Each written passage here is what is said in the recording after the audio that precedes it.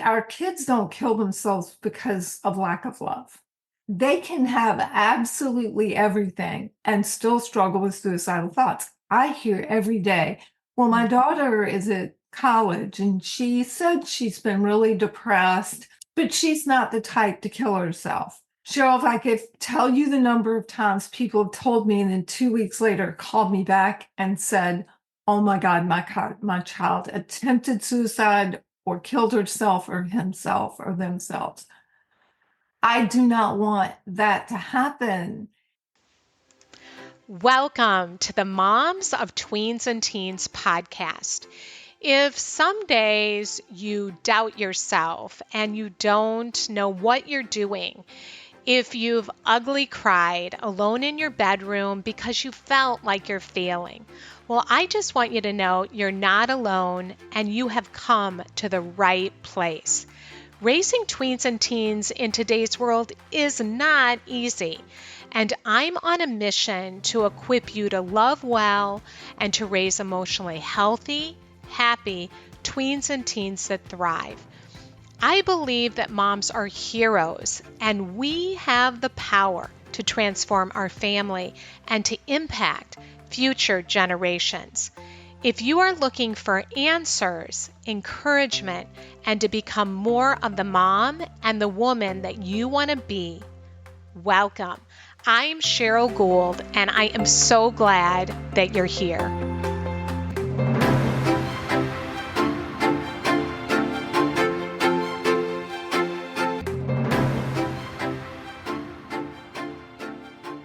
Hi, friend. Welcome to the show today, and I'm so glad that you're here.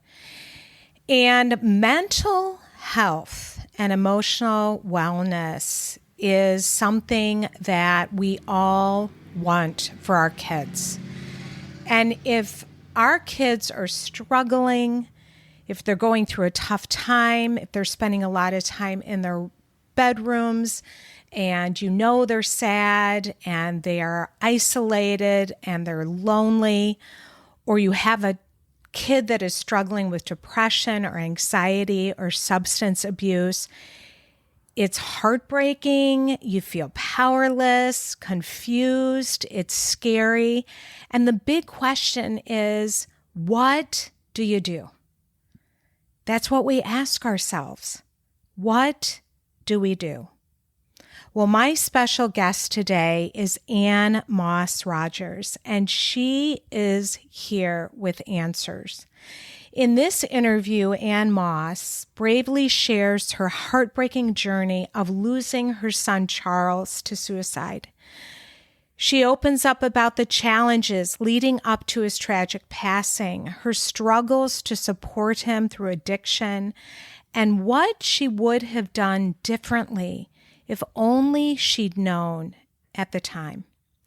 AnneMoss is a dynamic mental health advocate, educator, and speaker. She is a TEDx speaker, and her blog, Emotionally Naked, has reached millions. She is the author of the award-winning memoir, Diary of a Broken Mind, and the best-selling book, Emotionally Naked, A Teacher's Guide to Preventing Suicide and Recognizing Students at Risk, with co-writer Dr. Kimberly O'Brien.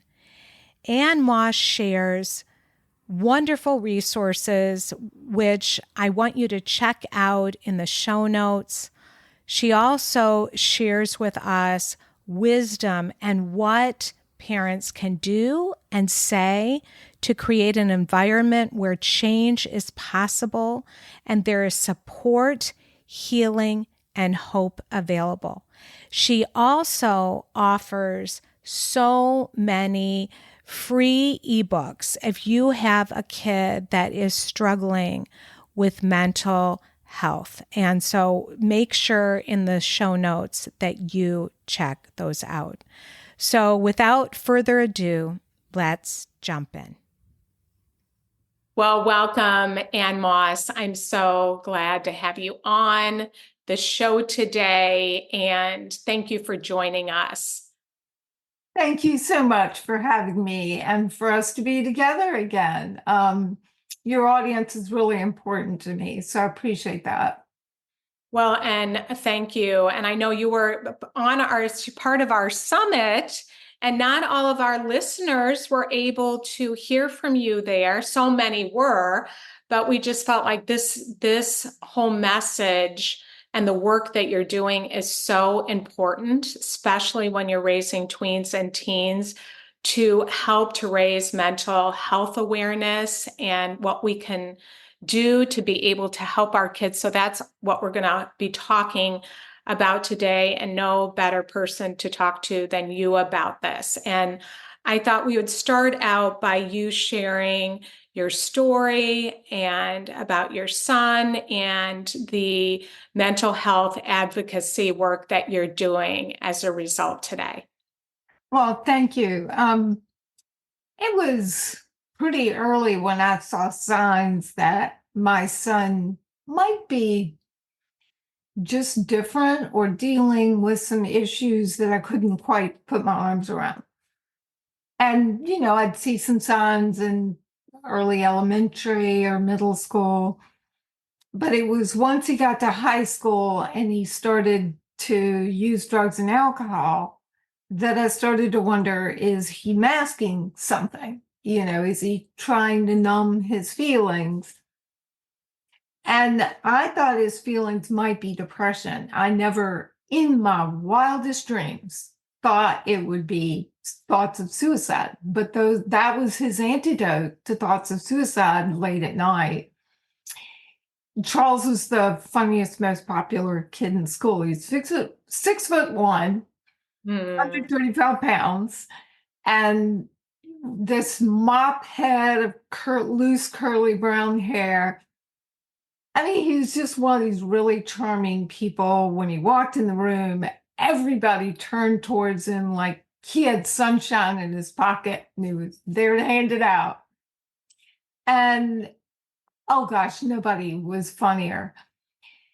He would segue into addiction eventually, but before he actually got there, we did, every program locally. We tried to get a diagnosis. We ended up having to kidnap him out of his bed and take him to a wilderness program. And you don't do that because you caught your kid with a beer and a joint. So he goes to the wilderness program, and they recommended from there therapeutic boarding school. Now, all this was recommended. We didn't suddenly say, oh, what about that wilderness program? We had no idea this kind of stuff, really expensive stuff, existed. And he ends up going to a therapeutic boarding school. He's not happy about it. We end up taking him out, putting him in another school. He finally finishes high school. He comes home in 2014.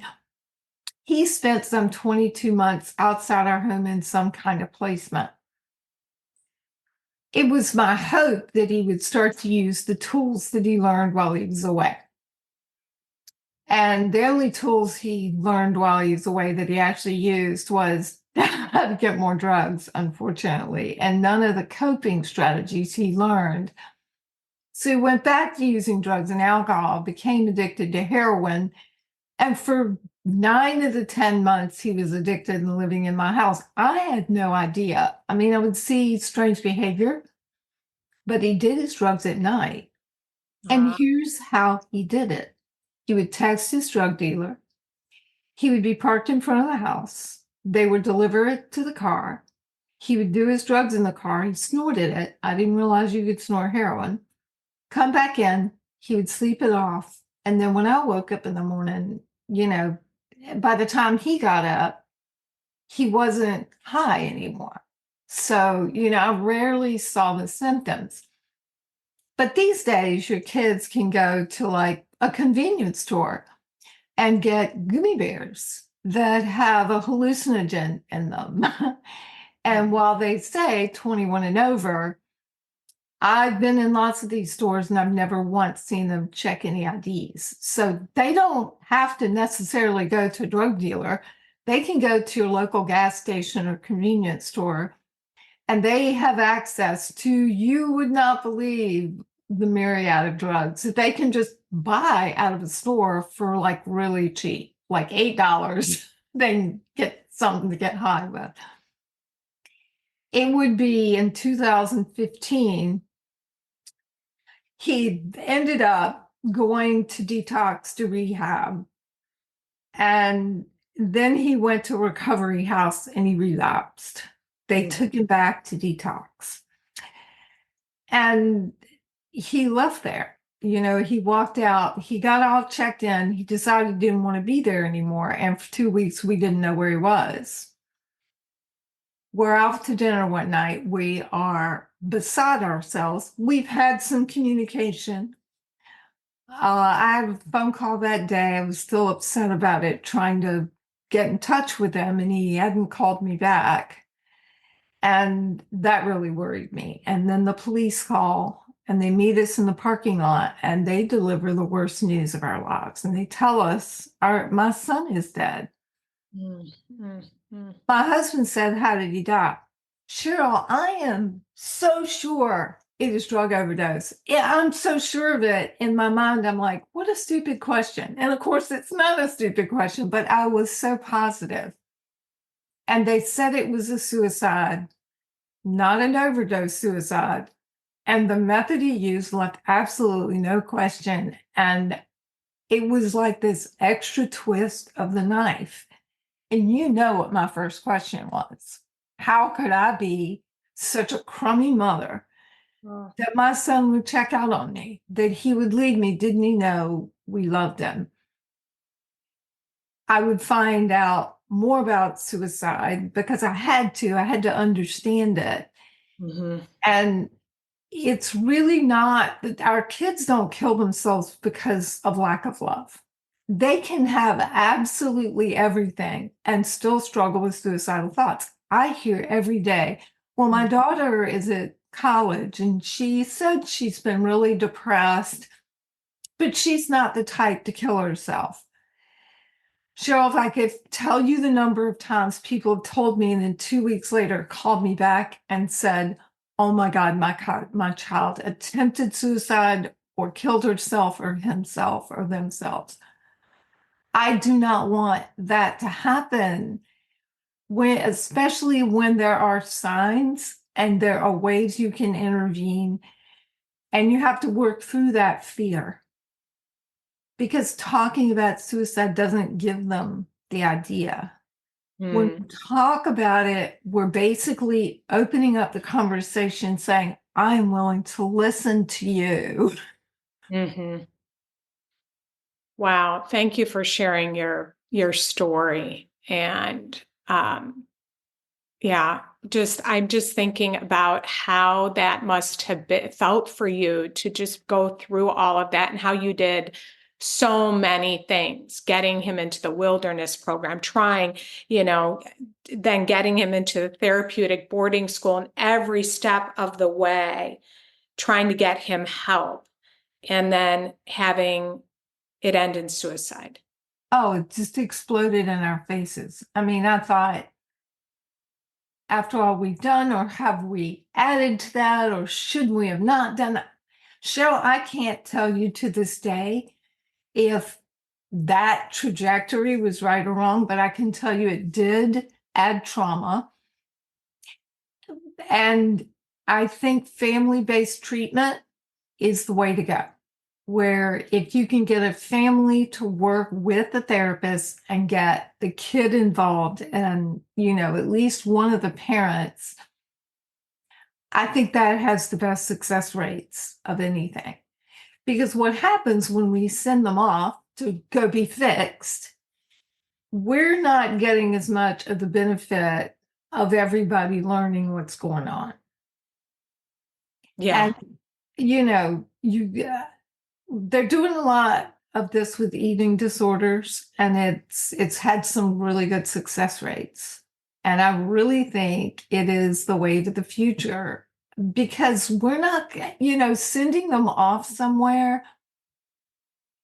Then there's the transition back, which is dangerous. And it's a very sensitive time, and you don't know what to do, and you're nervous, like, you've had some peace, and now it's the chaos is coming back. Mhm. You want to see them, but you're also fearful of where it took you before. Mhm. You are, I have a lot of clients that have gone through this, calling it, I'm sure that you know the term gooned, where they end up coming and taking them, like you said, in the night. They go to the wilderness program, and that is the hardest part of it, is when they're going to come home. That reentry, and the parents knowing, now what? Okay, they're coming home, and it being this parallel process. And so I really like what you're saying, is being able to come together as a family and open up those lines of communication with a therapist, that we need help, we need support. And Right. And I think also letting your child know, I'm struggling. I and so therefore I'm going to reach out for help. So you're modeling help seeking as a sign of strength. yeah, and when you share, it's like you did everything that you knew to do. And when you look back, what might have you done differently? Yeah, that's the hard part. Given what was available, I'm not sure. I mean, we were going to a counselor. That's what he recommended. What I can tell you is that my son was like this jet plane, flying into the side of a mountain. He wasn't going to be alive long had he stayed home. That much I can tell you. So it was an act of parent desperation. What I wish is that when I went to go see the counselor and I asked for a psychological evaluation, which I didn't use those words, I asked for a diagnosis. Oh no, we don't need to give Charles an evaluation, whatever he called it. I should have said, before we take this step, I want a psychological evaluation, but I didn't know those words and I didn't know those steps. But now your listeners know those steps. You're the parent, you're the customer. You need to ask, if I am taking this step, I want evidence that I need to take it. you know? Mm-hmm. And now there's this Netflix special. Cheryl, I can't even watch it. I thought, oh, I'll just watch the intro. I mean, I was already activated beyond words. And I'm like, I don't need to feel this bad. I I just didn't have that many options. And had there been some family-based treatment that we could have done over Zoom, that would have been what I did. We did an outpatient thing where we went once a week. He did it's called intense outpatient treatment. And that was actually working. But what happened was my son had a sleep disorder and he was diagnosed with a particular medication. And I came in and I asked the head counselor who was running the groups on Mondays, when the parents were supposed to come and be part of the group too, about the medication that they had prescribed. Would it trigger the urine test? Is it something he could take? So I showed it to her. And she looked at me and she goes, parents are so stupid. And then she turned on her heel and she walked out of the room. Cheryl, I was already a mess because my son had broken into a store at the beach because he had mixed his previous sleep medicine with alcohol and broken into a store because he had a psychotic break as a result of mixing the two medications. I was asking for her guidance and advice. And she basically told me I was stupid and I just wanted the floor to swallow me up and chew me up. And I wrote about it in my book. I'm still really angry about it. And I still see this woman around, and I know she wonders, why doesn't she ever talk to me? Mhm. And she has no idea what she does because she doesn't remember it. She called 6 months later, and we couldn't get in the follow-up program after that. They kicked us out.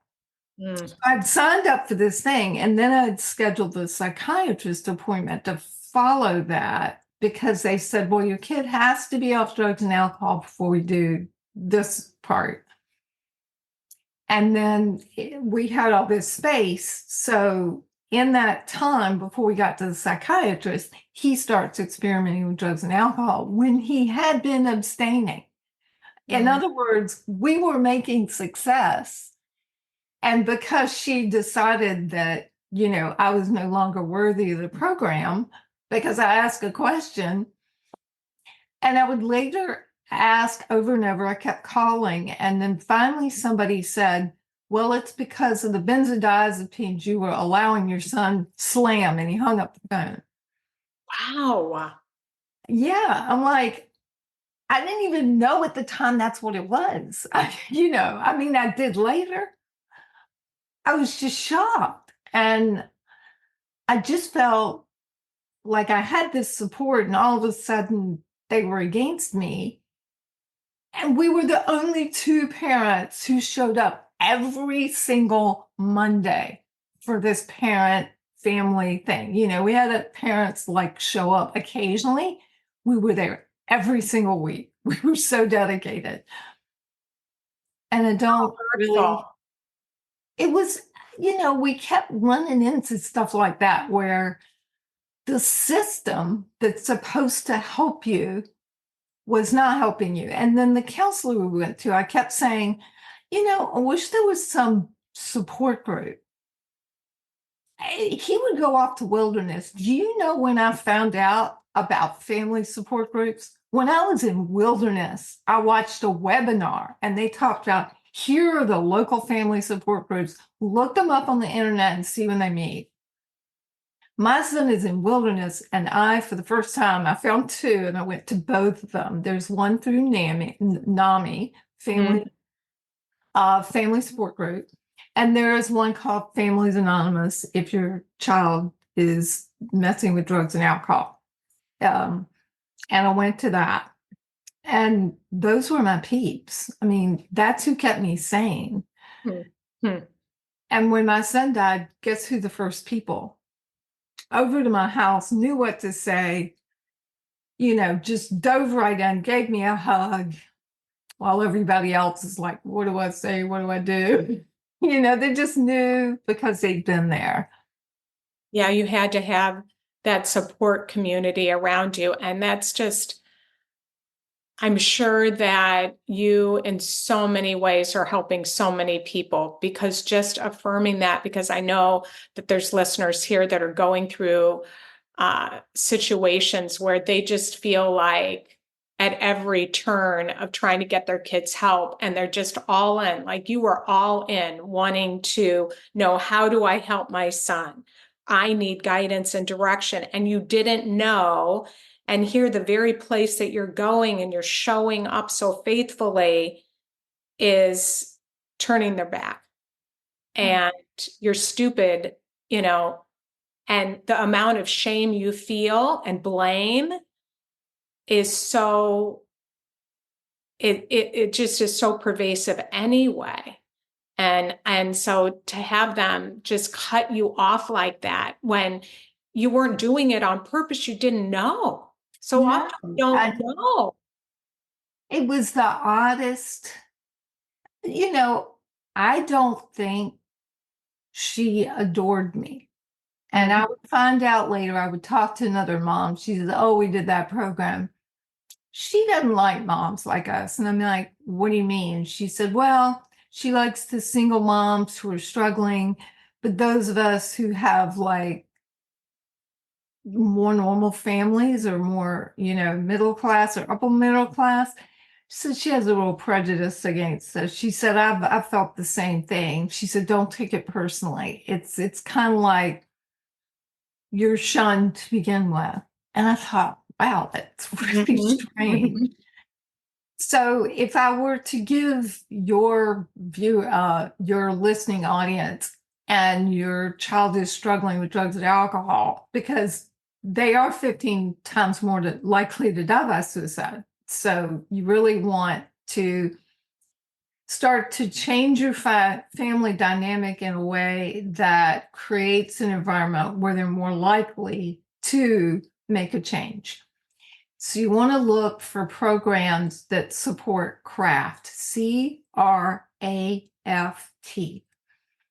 They're books, and I will also give you for your show notes. It is a parent guide for books and support groups and podcasts that focus on the substance use and mental health and suicide prevention, kind of all into one.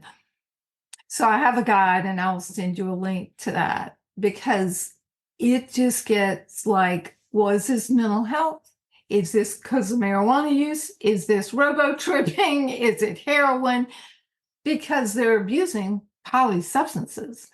And now they can go get all this stuff at convenience stores. Well, you can't test that with a urine test. So lots of times if they're doing these programs, they'll go get these sort of under the radar drugs and like, I'm clean. And they're really doing all these under the radar drugs that they can't test for.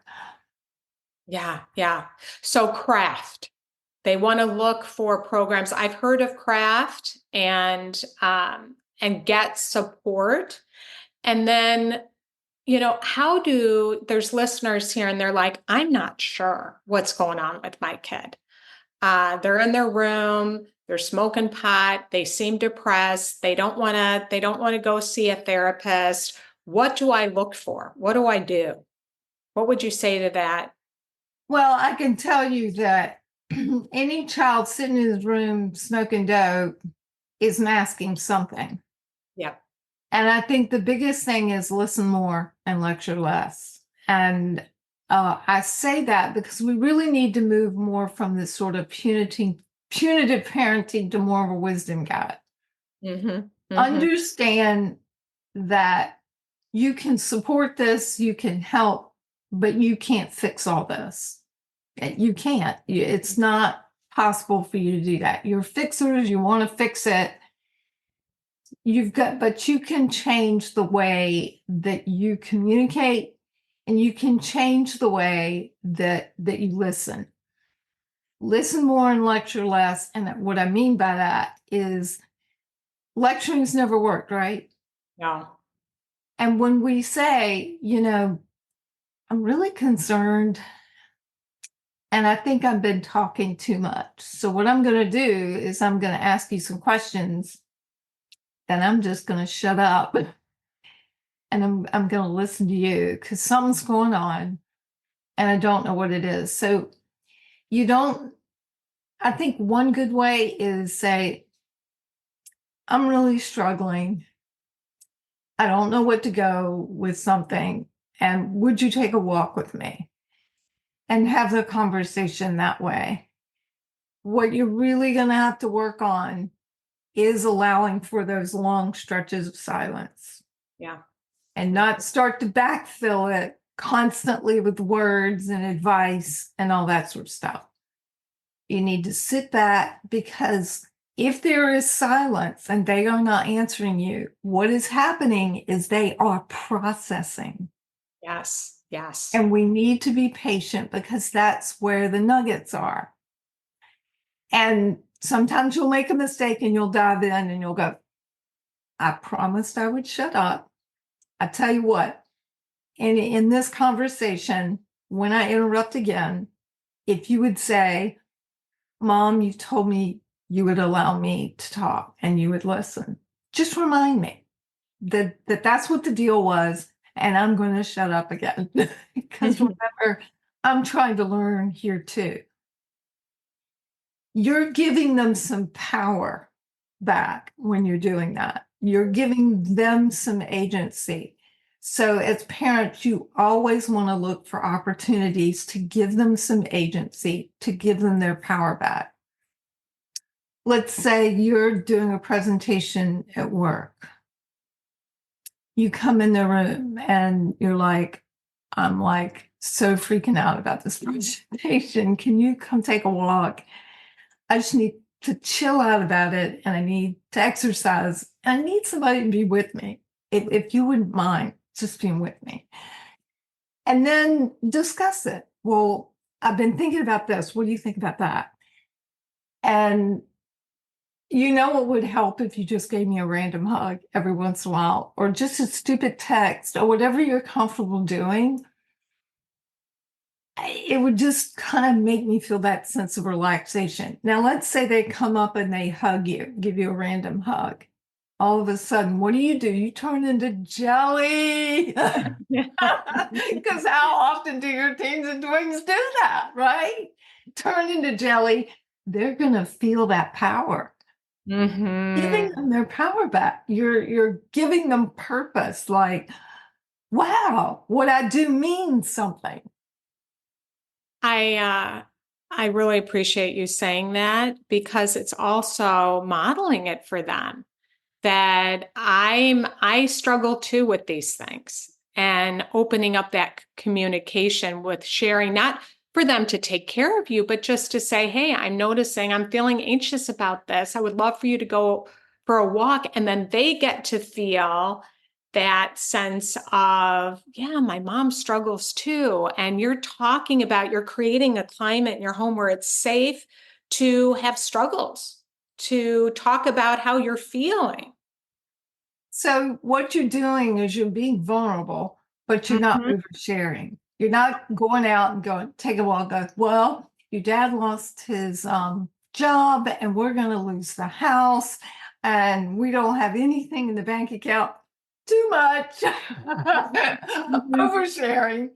You know, if you're in that situation, what you'd say instead is, all right, we got to regroup, and your job is to figure out how we can cut back at the grocery store. Here's our list. You know, what can we do to make changes to save $100? You know, or whatever the kid likes to do, you know, give them that one little piece of it. But again, we want to be vulnerable without oversharing. Maybe there was abuse in your background and you just, you know, just a little tidbit. You don't want to overwhelm them with the whole, you know, the brother sexually abused me and it happened every night and I have these visions. You know, you want to be careful getting into all that because it can start to activate you if you've had that kind of trauma in your life. Yeah. But you can also say, you know, I had a lot of trauma growing up. And I'm still working through that with therapists. And it's been very helpful. And you can work out what little pieces of that you might want to share without scaring them to death. You keep going back to this theme of getting support. And I find, you know, and I found in my own life that it's so important for me to get support so I don't dump on my kid. Because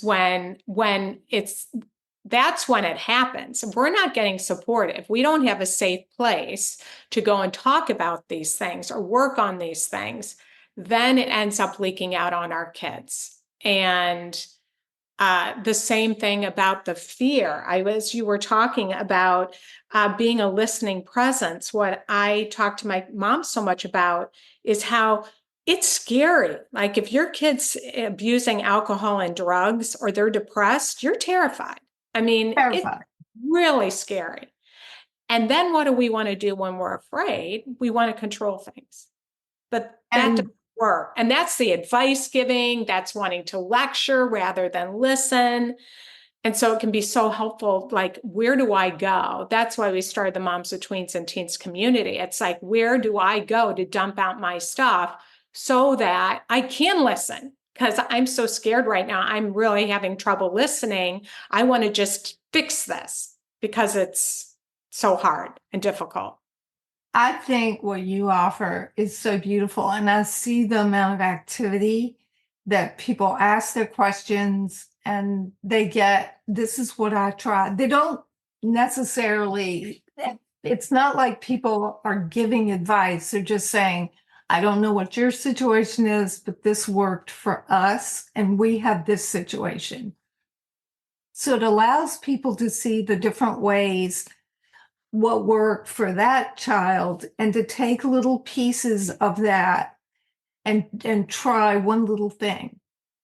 But that support and having a place to bounce things off of and being with other people who are in that moment with you. I mean, this is, a lot of people will hit that tweens and teens. And I remember hitting it going, I'm loving this. Everybody's talking about how hard it is.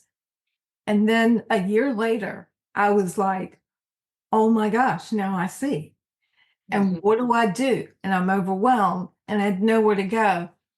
That support group was everything to me. Yeah. I mean, even now I run a grief support group for grieving parents. Just having a place where you can talk about the things that really bother you that no one else understands unless they're going through it is so important. I mean, it just opens up your way of thinking. It allows you to step outside yourself. So when you want to kind of launch into that, take a pause and a deep breath. Do I really need to fill it with noise right now?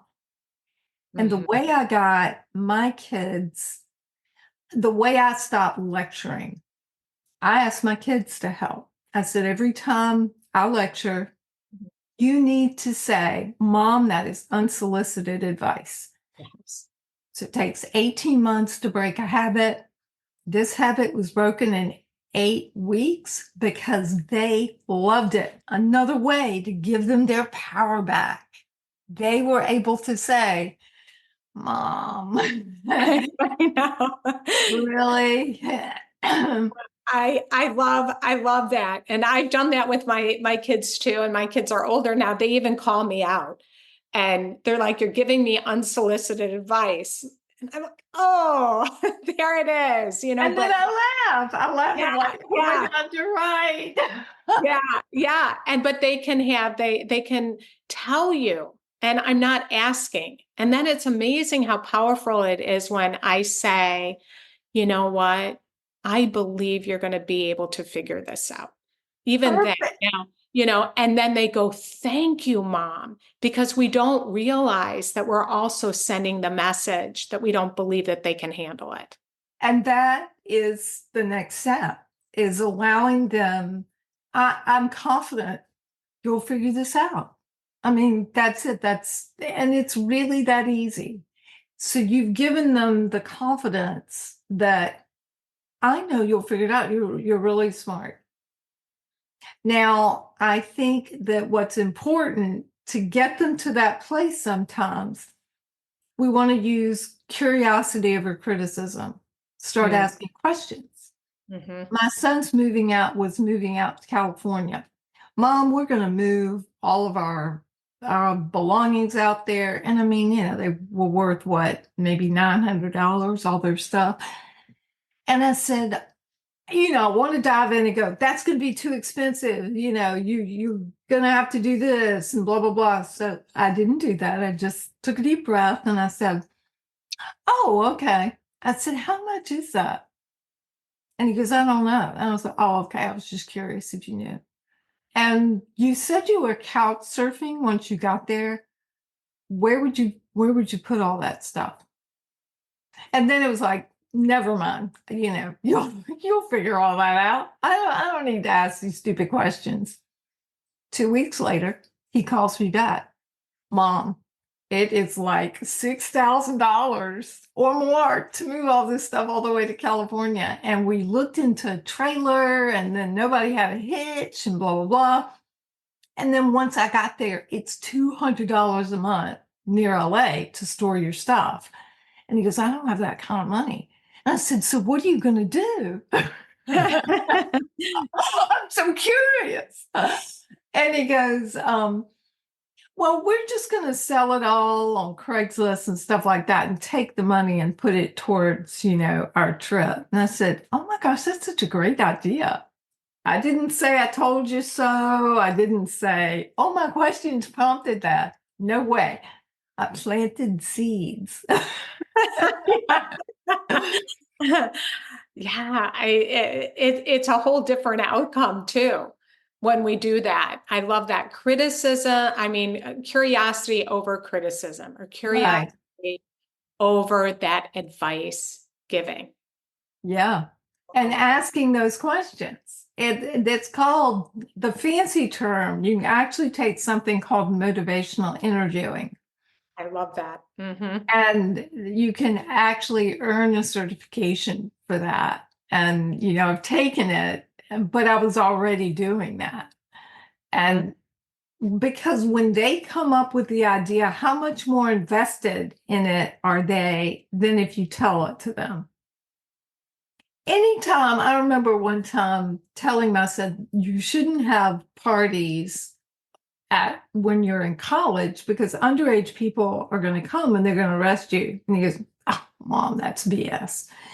So guess what? 2 weeks later, he has a party. Underage people are arrested and he gets arrested, and his friends, everybody at the party. He doesn't even remember that I ever said it. And at that point, I just said, so what are you going to do about it? Yeah. Now what? Right. I said, you've had, each one of you got one lawyer for your first infraction and you both used it up. What are you going to do? And guess what? Those friends got together and they figured it out. And they figured it out. They all went in together. There were 5 of them. So 5 of them all pitched in money by selling stuff that they had to invest in a lawyer to, get through and do community service and the whole 9 yards. So he didn't do jail time or anything, but he figured it out. And I held my breath. Should I bought a lawyer? Yeah, those natural consequences, and that's how they so often can learn. So going back to the suicide piece, tell our listeners the work that you're doing, where they can find you, how they can get support from you, about your organization that you're leading. What are you up to right now? So one of the programs that I do is called Raising Mentally Healthy Kids, Parenting Tips for Teaching Kids How to Cope. And most often I am asked by a school district to do this, in their community, because what they often do is they'll pay for somebody to come train the teachers, the counselors, but we need to have the students in that equation. And we also need to have the parents. And what's left off most often is the parents. There is very little support for parents after a child has admitted they're suicidal or attempted suicide. So I do, and I'll send you the link. I have a bunch of ebooks on what to say next, what to do next, and that kind of thing. But we also have, and hopefully by the time this podcast, it'll be out or close to be out. It is a documentary saying parents to parents after your child's suicide attempt. And we Wow. talk about, what you do, because how do you feel after that? Freaking out, right? How do you keep from every time they walk in the door, how are you? So it's just various strategies that go with that. And I've also included those in the ebooks as well. Mental health awareness education. I've written 2 books and I do a lot of, we'll do a lot of webinars, but I speak all over the country, and 35% of what I do is in businesses. And when I'm in businesses, I'm also addressing parents. And then the rest of the time, I'm at colleges, universities, and school districts. So parents can also reach out to you and have you come talk to their school. Right. I went out to Lafayette in California and I spoke to those parents, and we had 300 people in attendance. Yeah. And I, talked about what are the signs of suicide? What do you say or do? And then I end on those parenting tips for teaching kids how to cope. And then they get, printout of one page that has all those in there that kind of gives you those examples. It's a process. So you want to understand that if you do one or two sort of okay, that's progress. Pat yourself on the back. Don't beat yourself up. Takes a while.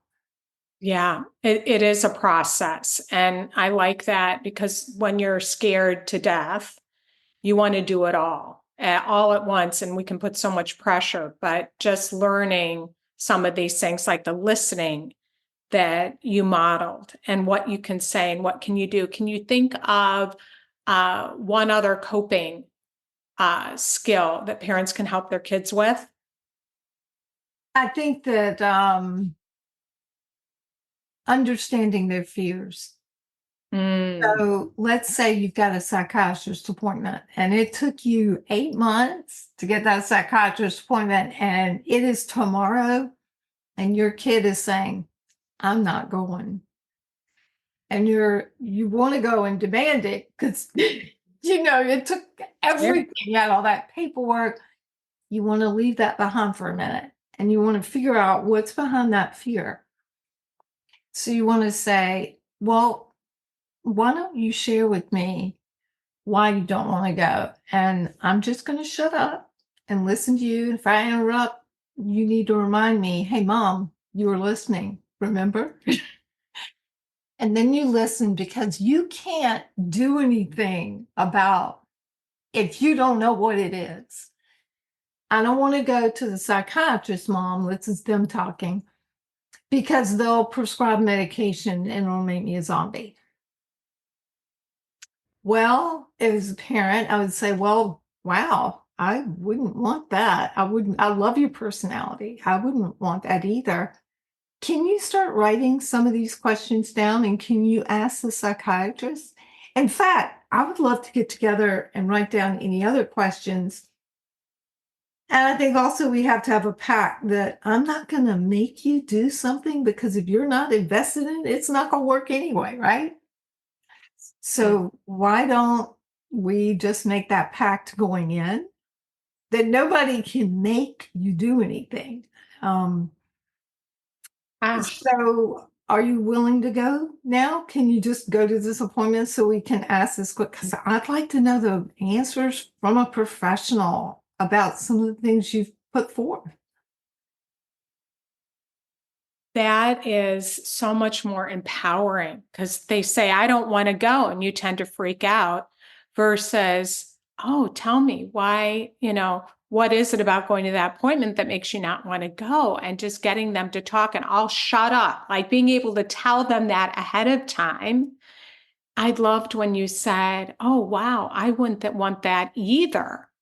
Yeah, that validating of how they're feeling and who really wants to go. I don't like the first time I went to therapy, I didn't want to go to therapy. I didn't, it's so normal for them to resist going. They feel like somebody's going to look at them under a microscope or something's wrong with them. So just validating that fear. And I don't want that either. And why don't you, we can write down some of those questions. And then I can't make you. You're giving them the power back. Right. Exactly. And like I said, anytime you can give them their power back and you're not being judgmental. Never, they may give you like a really crazy reason that you don't understand, but try to look at it from their perspective and understand where they're coming from. And, oh, wow, I wouldn't want that either. Mm-hmm. If you can step outside of your mom duties and all the forms you had to fill out, and trouble you had to go to make the appointment, you just got to leave that outside the door for a few minutes and step into their shoes, which isn't always easy. Yeah. But it has a better results. And if you're results oriented, that's what can push you towards trying this, is because you get better results.